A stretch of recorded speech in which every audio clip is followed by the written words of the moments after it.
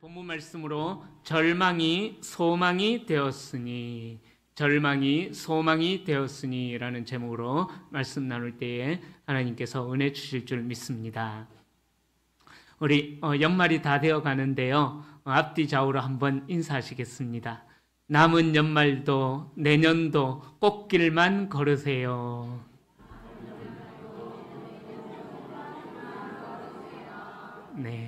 네, 꽃길만 걸으시기를 바랍니다.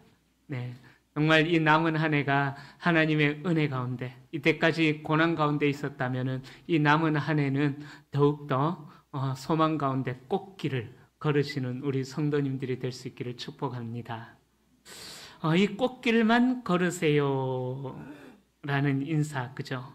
참 좋은 인사죠. 그런데 이 인사처럼 우리는 살아가는 동안 꽃길만, 정말 레드카펫이 쫙 깔린 그런 꽃길만 걸어가기를 소망합니다. 그런데 우리의 삶을 보면은 어떻습니까? 우리가 살아가는 세상은 그렇게 편안한 꽃길로만 이루어져 있는 것 같지는 않습니다. 그죠? 마치 첩첩산중에 쌓여 있는 것처럼 이 고난이 지나면은 저 고난이 우리에게 닥쳐오고, 요 고난이 끝나면은 그 고난이 닥쳐오고, 늘 고난 가운데 살아가는 것이 우리의 인생이지요. 믿음의 사람이든 아니든 상관없이 우리가 원하든 원하지 않든 모든 사람들은 다 고난이라는 그 상황을 접하면서 살아갑니다. 이 고난은 우리에게 끊임없이 찾아오는 반갑지 않는 손님과 같은 것이죠. 싫은 손님, 그죠? 예, 맞이하고 싶지 않는 손님. 그러나 어쩔 수 없이 맞이해야 하는 손님. 바로 그것이 고난이라는 것입니다. 이 고난이라는 것이 언제부터 시작되었을까 생각해 보면은요, 성경에 나와 있죠. 잘 나와 있죠. 창세기에 그 기사가 나와 있습니다. 아담과 하와가 하나님으로부터 다스림을 받기를 거절하는 그때부터, 인간이 하나님의 다스림을 거절하기 시작한 그때부터 죄가 들어오고, 그래서 우리 인간들에게는 그로 인해서 고난이라는 것이 시작이 되어졌습니다. 결국 하나님을 거역한 인간들에게 죄로 인한 고난이 찾아오게 되고, 그로 인해서 절망이라는 것이 다가오게 되었던 것입니다. 오늘 우리가 보게 되는 예레미야 애가 역시 하나님의 다스림을 거부한 남유다 백성들의 멸망을 추억하면서 슬퍼 노래를 부르고 있는 책입니다. 예레미야 애가는 구약에서 아주 독특한 책인데요, 시편과 비슷한 형식을 가지고 있습니다. 읽어보셔서 아시겠지만은 이 예레미야 애가는 5편의 시로 되어 있어요. 1장부터 5장까지 5편의 시로 되어 있는데, 이 예레미야 애가는 바벨론의 예루살렘 파괴와 포로 시기를 살아남은 익명의 저자가 그 모든 재난 이후에 모든 일을 돌아보면서 이스라엘 사람들이 겪은 고난과 혼란에 대하여서 기록한 5편의 추모시라고 생각하시면 되시겠습니다. 통상적으로 이 예레미야 애가의 저자가 누구인지는 알려져 있지는 않지만 우리가 통상적으로 알고 있기로는, 또 많은 사람들이 이야기하기를 예레미야가 이 5편의 애가의 저자다라고 그렇게 알려져 있습니다. 그래서 예레미야란 이름이 붙어 있는 것이죠. 자, 이 예레미야 애가는 5장까지 있는데 1장부터 4장은요, 히브리어의 알파벳 22자가 철자로 이루어져 있어요. 그래서 이 히브리어 알파벳 순서대로 1장부터 4장까지 시작이 됩니다. 이런 질서정연한 구조는 예레미야 애가가 이야기하는 그 고통, 무질서, 그 혼란과 어찌 보면은 대조가 되는 그런 표현인 것 같습니다. 어찌 보면은 그 질서정연하게 히브리 알파벳을 따라서 배치되어 있는 그것을 보면서 바로 지적하는 것이 뭐냐? 그 당시 시대 때에 혼란했던 그 상황들을 예레미야의 저자가 애가의 저자가 고발하고 있는 것이죠. 알파벳 첫 자부터 끝까지 다루는 것이 마치 이스라엘이 겪게 되었던 그 고통을 하나하나 지적하고 있는 것처럼 느껴집니다. 그 중에서 3장은 다른 장과는 달리 알파벳 하나당 3절로 구성이 되어져 있어요. 그래서 예레미야 애가 중에서 이 3장은 66절까지 가장 긴 절로 구성이 되어져 있습니다. 자, 예레미야가 경험한 예루살렘의 멸망과 바벨론의 포로됨은요, 그때까지 이스라엘이 겪은 역사 중에서 가장 참혹한 재난의 시대였습니다. 예루살렘 성전에는 하나님의 임재가 있었고 그 하나님의 임재로 말미암아 온 이스라엘 백성들이 하나님의 임재 가운데 평안함을 누리게 되었다라는 것입니다. 그러나 BC 586년에 이 남유다는 바벨론에 의해서 멸망을 당하게 되는데 그때 도시가 완전히 진멸되고 완전히 사라져 버리고 맙니다. 그래서 예레미야는 예루살렘 성이 무너지는 그 현장에서 그리고 나라가 망해가는 그 망국의 과정을 다 직접 체험하고 눈으로 직접 보았던 사람입니다. 남유다의 마지막 왕이었던 시드기야 왕이 두 눈이 뽑혀가지고 바벨론으로 포로로 질질 끌려가는 그 아픈 모습을 다 겪었던 선지자였던 것이죠. 바로 이 애가가 그 아픔을 노래하고 있는 것입니다. 그 아픔을 노래하면서 예레미야는 오늘 본문에서 19절에서 이렇게 고백합니다. 내 고초와 재난, 곧 쑥과 담즙을 기억하소서. 자, 예레미야는 이방인들의 침략으로 인해서 예루살렘이 완전히 파괴된 상황을 바라보면서 하나님께 자신이 겪고 있는 고초와 재난이 마치 쑥이나 담즙이 올라오는 것처럼 쓰디 쓴 것이었다라는 것을 19절에서 언급하고 있는 것이죠. 그 고난을 다시 생각해 보는 것만으로도 낙심이 된다라고 그렇게 고백하고 있는 것입니다. 19절의 쑥과 담즙의 경험은요, 하나님의 심판이 얼마나 두려운 고통인지를 우리에게 알려주고 있는 것입니다. 여러분, 우리가 낙심이 드는 순간이 언제일까 가만히 생각해 보면은요, 우리가 눈앞에 펼쳐진 현실만 바라보고 하나님을 바라보지 못할 때, 눈앞에 펼쳐진 현실 때문에 우리의 영적인 눈이 닫혀져서 하나님을 바라보지 못할 때, 그때 우리의 마음 가운데 낙심이 생긴다라는 거죠. 바로 예레미야의 시대 때 사람들이 그러했습니다. 저 이방 나라 우상을 섬기는 민족인 바벨론을 통하여서 하나님의 민족이 심판을 받고 있는데, 진멸을 당하고 있는데 도대체 하나님께서는 무엇하고 계십니까? 하나님은 지금 이런 상황 속에서 하나님의 백성이 이방 민족들에 의해서 이렇게 조롱을 당하면서 심판을 당하고 있는데 도대체 하나님은 어디 계십니까? 무엇하고 계십니까? 이 예레미야 시대 때 사람들이 그 현실을 바라보면서 하나님의 살아계심을 바라보지 못하고 절망에 빠져버렸다라는 것입니다. 성경에 보면은 많은 사람들이 눈앞에 있는 현실을 바라보다가 절망에 빠지게 되는 그런 일들이 많이 나오죠. 아브라함도 그러했고요. 또 엘리야도 그러했고 모세도 그러했었고 여호수아도 또 그러했었습니다. 특별히 이 위대한 선지자였던 엘리야가 그랬죠. 850명의 그 우상을 섬기는 선지자들과 자기 혼자 싸운 거예요. 850대 1로 싸웠어요. 엄청나게 큰 승리를 거두었습니다. 그런데도 상황은 달라지지 않아요. 여전히 이스라엘 백성들은 우상을 섬기는 그런 모습이 보여주고 있고, 또 그 승리로 인하여서 오히려 자기가 죽음의 위기에 처하게 됩니다. 자, 그 눈앞에 펼쳐진 상황을 바라보았던 엘리야가 어떻게 됩니까? 심각한 우울증에 빠져서 로뎀 나무 밑에 아래서 그저 죽기만을 구하는 그런 절망을 경험하게 되지 않습니까? 또 예수님의 제자 공동체도 그랬습니다. 예수님이 살아계시는 동안은 예수님께서 수많은 기적을 행하시는 것을 보면서 그 기적이 나의 능력이 되기를 소망하면서 힘있는 그런 제자 공동체로 살아왔었습니다. 그러나 예수님이 십자가에 달려서 죽으시니까 그 예수 그리스도의 제자 공동체가 어떻게 됩니까? 뿔뿔이 절망 가운데 뿔뿔이 다 흩어져서 에라 내가 무슨 사람을 낚는 어부가 될 것이냐. 고기나 잡아먹고 살자.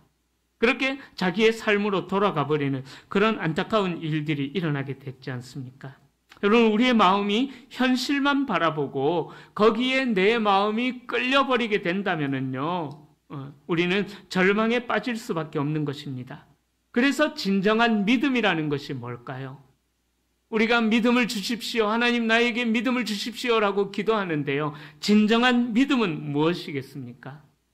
바로 진정한 믿음이라는 것은 내가 바라봐야 할 것을 바라보는 것이 진정한 믿음이라는 거예요. 내가 기대해야 할 것을 기대는 것이, 기대해야 할 대상에 기대는 것이 진정한 믿음인 것입니다. 여러분, 우리의 환경은 바뀌지 않습니다. 그러나 하나님을 바라보게 되면은 내 삶을 바라보는 해석이 달라지게 된다라는 거예요. 비록 비참한 현실이고 비록 절망에 빠지는 그런 현실이지만은 그러나 하나님의 시각을 가지고 내 삶의 현실을 바라보게 되면은요, 내 삶을 향한 해석이, 나의 해석이 달라지게 된다라는 거예요. 상황은 그대로이지만 그 절망이 소망으로 바뀌게 되는 해석을 내릴 수가 있게 된다라는 것입니다. 3장 18절까지 하나님의 진노로 인하여서 많은 고난을 당했음을 예레미야가 표현한 후에 이제 19절부터 그는 하나님을 바라보며 소망의 노래를 부르고 있는 것입니다. 그래서 19절부터는 예레미야 애가가 전환점이라고 보시면 됩니다. 18절까지는 절망 가운데 있었지만은 19절부터는 이제 그 분위기가 완전히 바뀌어져서 소망의 노래를 부르고 있다라는 거죠. 전환점이 된 것입니다. 고난의 현실 속에서 당하는 고통이 하나님을 향한 소망으로 바뀌게 된 이유가 무엇인지 19절부터 예레미야는 노래하고 있는 것이죠. 그리고 22절에 보면은요, 그렇게 절망이 소망으로 바뀌게 된 이유가 바로 하나님의 인자하심, 하나님의 긍휼하심, 하나님의 선하심에 있다라고 22절부터 예레미야는 노래하고 있는 것입니다. 18절까지 나오는 고통으로 인해서 낙심하다가 다시 하나님을 바라보니까 잃어버렸던 소망을 찾게 되고 잃어버렸던 그 하나님을 향한 기대가 회복이 되어졌다라고 노래하고 있는 것이죠. 하나님의 인자하심과 긍휼하심이 모든 고난을 압도적으로 덮어버렸기에 고난의 슬픔이라는 절망이 소망으로 바뀌게 되었음을 노래하고 있는 것입니다. 본문에 사용된 인자라는 단어는요, 바로 헤세드라는 단어를 사용하는데요. 이 헤세드는 하나님의 성품 중에서 가장 우리가 이해하기 쉬운 가장 중요한 성품을 나타내는 대표적인 단어가 이 인자, 헤세드라는 단어입니다. 자, 이 헤세드라는 단어의 뜻은 어떤 의미가 있냐면요, 중단하거나 배신하지 않는 충성스러운 사랑을 의미하는 거예요. 다시요. 이 하나님이 우리를 향한 헤세드, 하나님의 우리를 향한 인자하심은 절대로 중단되어지거나 배신하지 않는 충성스러운 사랑을 이 헤세드, 하나님의 인자라고 이야기하는 거예요. 그러니까 우리를 향한 하나님의 사랑이 그렇게 중단되어진다거나 배신한다거나 변질되어지지 않는 충성스러운 하나님의 사랑, 우리를 향한 그 하나님의 사랑이 충성스러울 정도의 사랑으로 우리에게 표현이 되어지고 있는 것입니다. 변하지 않는 충성스러움이 있다라는 의미이죠. 비록 이스라엘 백성들이 하나님의 말씀에 불순종함으로 하나님의 다스림을 거부하여서 멸망당했지만, 그러나 하나님께서는 당신의 백성들과 맺은 언약을 절대로 소홀히 여기시거나 또 변하게 만들어 버리시거나 폐지하지 않으시고 신실하고 충성스럽게 우리를 향한 하나님의 사랑을 보여주셨다라는 것입니다. 이행하셨다라는 것입니다. 예레미야는 하나님의 선하심과 인자하심과 긍휼하심과 신실하심을 22절과 23절에서 이렇게 노래하고 있습니다. 22절과 23절 말씀 함께 읽어보겠습니다. 여호와의 인자와 긍휼이 무궁하심으로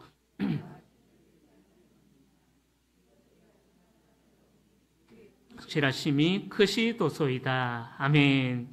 예레미야는요, 아침마다 주의 성실하심에 감격하고 있다라고 고백합니다. 그래서 24절에서는 성실하신 하나님을 더욱더 바라야 된다, 그렇게 노래하고 있는 것이죠.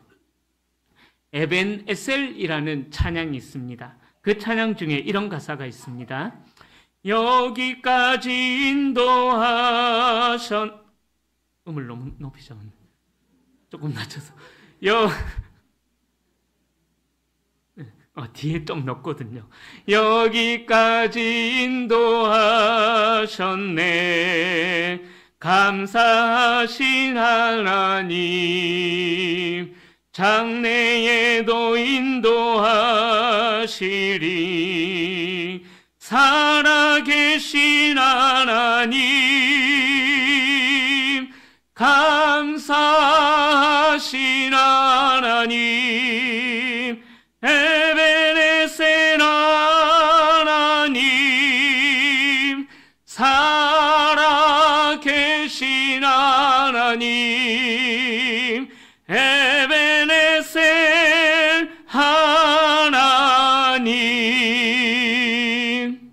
바로 이 에베네셀의 찬양이 이 은혜를 고백하고 있는 것입니다. 사랑하는 성도님들, 우리가 겪으며 지나왔던 수많은 역경 속에서도 하나님은 여기까지 우리를 헤세드의 사랑으로, 충성스러운 사랑으로, 신실한 사랑으로 우리의 삶을 인도해 오셨습니다.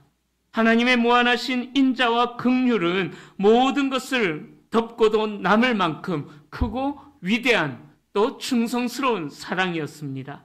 우리가 아직 죄인 되었을 때에 자기 아들을 십자가에 죽이시기까지 우리를 사랑하셨던 그 하나님의 사랑이 우리를 끝까지 붙들고 있기 때문에 장래에도 우리를 인도하신다라는 사실입니다. 과거에 역사하신 하나님이 지금도 역사하시고 계심을 믿는다면은 절망은 소망으로 바뀌어지게 되는 것입니다. 매일 아침마다 새로운 은혜를 주시는 하나님은 날마다 매일의 삶 속에서 우리의 삶에 새로운 방식으로 역사하실 것입니다. 그러기에 우리는 어떠한 고난 중에 있다고 할지라도 우리는 하나님을 바라봐야 하는 것입니다. 도무지 회복될 수 없는 상황에 처했다고 할지라도 또 우리의 죄로 인하여서 도저히 하나님께 용서받기를 전혀 기대할 수 없는 그러한 순간에 우리가 처해 있다고 할지라도 겸손함으로 하나님을 바라보시면서 고난의 삶 가운데 하나님을 소망하게 되면은 하나님은 우리의 삶을 풍성함으로 인도해 주신다라는 것입니다. 그러기에 우리는 고난 중에서도 겸손히 인내하며 하나님의 소망을 기다려야 하는 것입니다. 하나님은 고난 중에도 겸손히 참고 인내하는 자에게 긍휼을 베푸시는 분이십니다. 고난에 가장 합당한 자세는 인내인 것이죠. 어리석은 자는 고난당할 때 어떤 반응을 보입니까? 원망과 불평의 반응을 보입니다. 그 원망과 불평으로 하나님께서 허락하신 시간을 낭비하고 허비해 버립니다. 그러나 지혜로운 자는 고난 중에 있을 때에 모든 말을 멈추고 모든 생각들을 멈추고 겸손히 하나님 앞에 나아가서 하나님 앞에 엎드립니다. 이 고난을 통하여서 하나님께서 나에게 무엇을 말씀하시고자 하는지 하나님의 뜻을 여쭙는 지혜로운 자가 된다라는 것이죠. 바로 그렇게 이 고난의 과정을 통과한 자는 이전에 알지 못했던 하나님의 풍부한 인자하심과 긍휼을 맛보게 된다라는 것이죠. 그러므로 내게 찾아온 모든 고난은요, 절대로 나쁜 것만은 아니라는 그러한 사실입니다. 25절에 보면은요, 선하시도다, 26절에 좋도다, 27절에 좋으니, 이 말은요 모두가 다 히브리어 토브라는 단어입니다. 이 토브라는 단어는 부유하다, 아름답다, 만족하다라는 단어입니다. 그리고 하나님이 이 세상을 창조하시고 나서 보시기에 좋은 그 세상을 향하여서 말씀하신 단어가 바로 이 토브라는 단어를 사용하고 있습니다. 이는 우리가 믿고 바랄 수 있는 하나님이 얼마나 좋으신 하나님이신지를 25절과 26절과 27절에 선하도다 좋도다 좋으니라는 말로 표현을 하고 있는 것이죠. 그 좋으신 하나님이 어떤 분이신지 계속해서 예레미야는 설명하고 있습니다. 예레미야는 25절부터 30절에서 선하신 하나님의 구원을 바라며 참고 인내할 것과 31절부터 32절에서 고난은 일시적인 것이다. 주의 인자와 긍휼은 그러나 무궁할 것이다 라는 것을 이야기하죠. 그리고 33절에서 우리를 고생시키는 것은 하나님의 본심이 아니다라는 것을 말씀하고 있습니다. 하나님은 선하시고 인자하시고 긍휼이 많으시기에 그 하나님을 바라보며 절망을 소망으로 바꾸시는 하나님을 기대할 것을 우리에게 촉구하고 있는 것입니다. 예수님께서는 산상수훈의 팔복을 통해서 우리에게 말씀하셨죠. 심령이 가난한 자는 복이 있나니 천국이 저희 것이며 애통하는 자는 복이 있나니 저희가 위로를 받을 것이며. 바로 예수님께서도 우리에게 그 팔복을 통하여서 천국의 복을 소유하는 자들이다라는 것을 말씀해 주셨습니다. 가장 짙은 절망의 순간에 소망이 되시는 하나님을 기억하는 자가 복이 있는 자, 복된 자가 된다라는 사실입니다.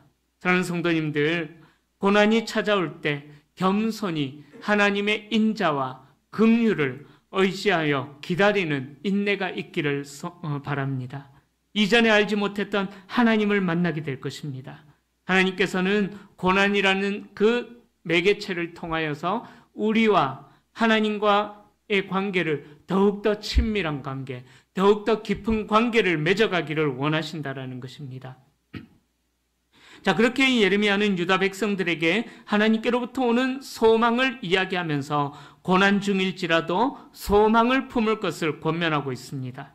예레미야는 죄를 범한 백성들이 소망을 가질 수 있는 이유를 오직 하나님께 두고 있죠. 하나님은 인자와 긍휼이 무궁하시고 하나님을 바라고 기다리는 자를 절대로 외면하지 않으시는 하나님이시다라는 것을 이야기합니다.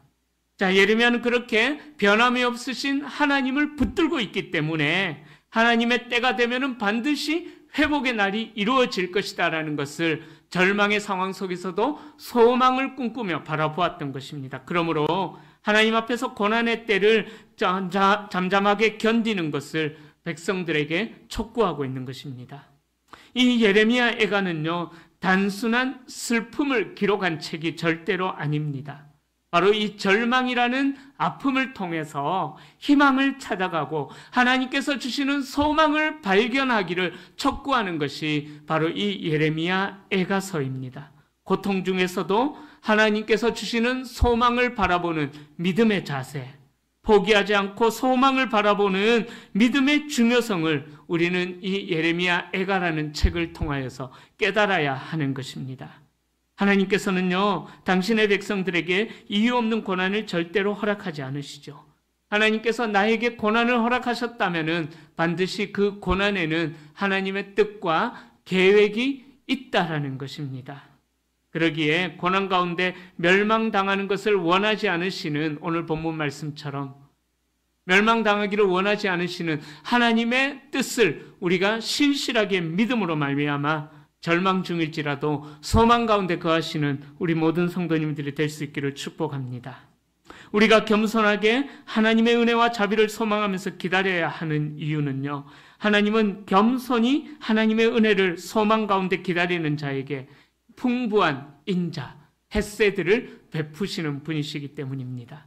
슬픔 중에서도 우리가 희망의 노래, 소망의 노래를 부를 수 있는 이유는 살아계신 하나님이 우리와 함께 하시기 때문입니다.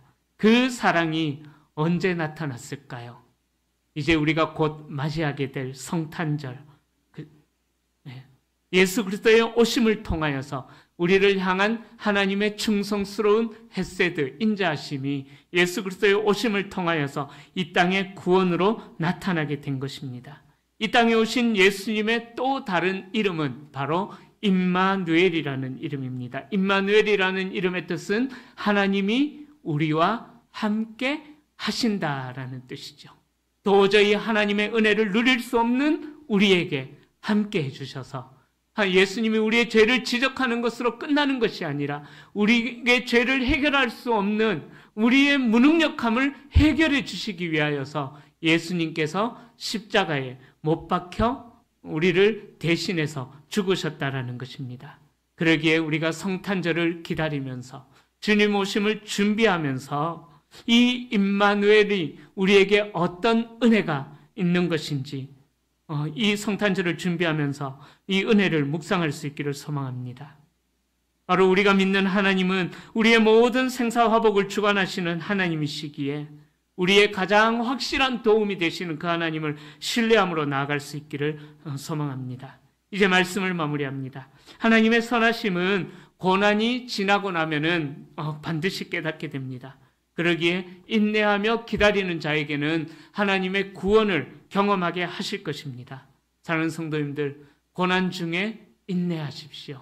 예수 그리스도께서 오셨던 것처럼 우리가 고난 중에 메시아를 기다렸을 때에 주님이 오시면은 우리의 모든 죄가 용서함을 얻게 되고 예수님의 십자가의 죽음으로 말미암아 우리는 하나님의 더 풍성한 헤세드, 인자하심을 경험하게 된다라는 것입니다. 하나님의 그 사랑으로 인하여서 날마다 소망의 노래, 희망의 노래를 부르며 하나님께 나아가는 우리 모든 성도님들이 되시기를 예수님의 이름으로 간절히 축원합니다.